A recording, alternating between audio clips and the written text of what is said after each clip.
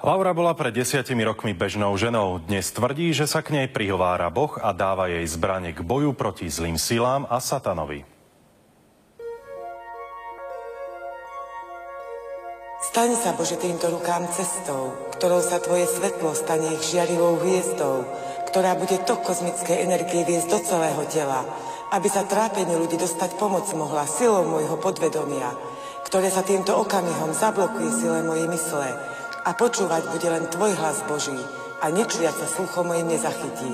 Amen. Ja som tá liečiteľka, tá veštica, tá vedma, ktorá si schopnosti od niekoho nepýtala, nič neštudovala. Nezaujímala som sa o to. Proste prišlo to zo dňa na deň cez sen. A počula som ako keby viac hlasov. Dáme jej tieto schopnosti. Zaslúži si ich? A bolo povedané áno. Hlavnou mojou úlohou je bojovať proti zlu, proti temnote, proti satanovi, čiernej mágii, proti kultovým spoločenstvám. Laura svoju údajnú pomoc praktizuje cez písaný text. Tvrdí, že modlitby a recepty jej našepkáva samotný Boh. Ja nemusím dopredu vidieť človeka. On mi musí povedať, ako sa volá, priezvisko, vek, odkiaľ je. Proste ja si to napíšem na papier, podčiarknem a dostávam diktovaný výklad pre neho.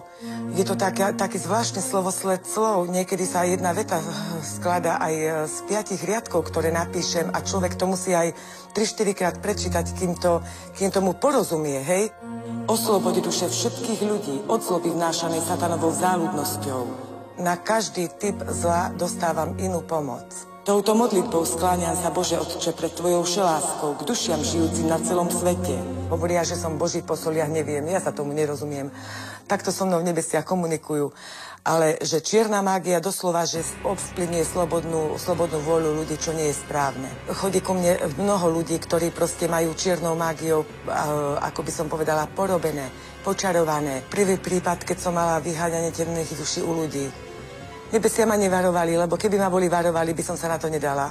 Mi napísali, čo mám robiť, zašívať dušu, opísali, ako to mám robiť. Chodila som okolo, búchala pestiami do zeme, odriekala som slova modlitie. Proste robila som to, čo som mala napísané na papieri, podľa papiera. No ale už keď som odriekala modlitbu na zemi, som klačala pred ňou a búchala do zeme, som to zatlkala ako do zeme, som modlitbu mala 12-krát povedať. A už po 5. alebo 6. raze už som cítila, že to nemôžem hovoriť. Už mi začalo pusu vykrúcať, začala som hovoriť hrubo, potom čenko som začala hovoriť. Nemohla som to proste dopovedať. Keby som to nemala Bohom žehnané a keby som nebola Bohom chránená, tak ma zlo zabije. Zabije ma, proste skončím proste, kde si v hrobe spálená na uhol. Pred mnohými rokmi, ja som ešte manželku poznal, keď mi toto si povedal, tak ho vysmejem. Vysmejem a poviem, že bláznovina, to je v rozprávkach kliatby a tam satanie. A som bol veľmi prekvapený, keď som toto počul a som to zažíval v svojej vlastnej manželskej posteli, ako s manželkou hádzalo triaslo, ako to snažilo sa zvykať. Presne ako vidíte v niektorých tých filmoch, škriklavý hnusný hlas, že pust dušu, Lauri, na čo ju strážiš, pust nám ju, na čo ju objímáš, my ti dáme peniaze, dáme ti ženy, všetko ti dáme, ale ju nestráž, lebo že ja som tu daný nastaviť mojej manželky. Napríklad, keď má prísť človek, hej, tak sa musím pomodliť modlitbu, kde sa modlím, aby zlo z toho človeka, ktorého sprevádza jeho neviditeľnosťou, nesadlo na moju dušu. Ochrana.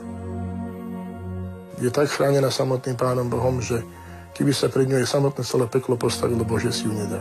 Veľa som pochybovala, viac som pochybovala, ako verila. A vždy som doslova prosila s rukami zopätými ľudí, keď odchádzali odo mňa, aby zavolali a dali mi znať, či sa im pomohlo, aby som niekoho nezaviedla. Laura o svojich schopnostiach tvrdí, že zaručene fungujú. Veci medzi nebom a zemou však nemožno dokázať. Do akej miery sa nimi necháme ovplyvniť, je preto na zvážení každého z nás.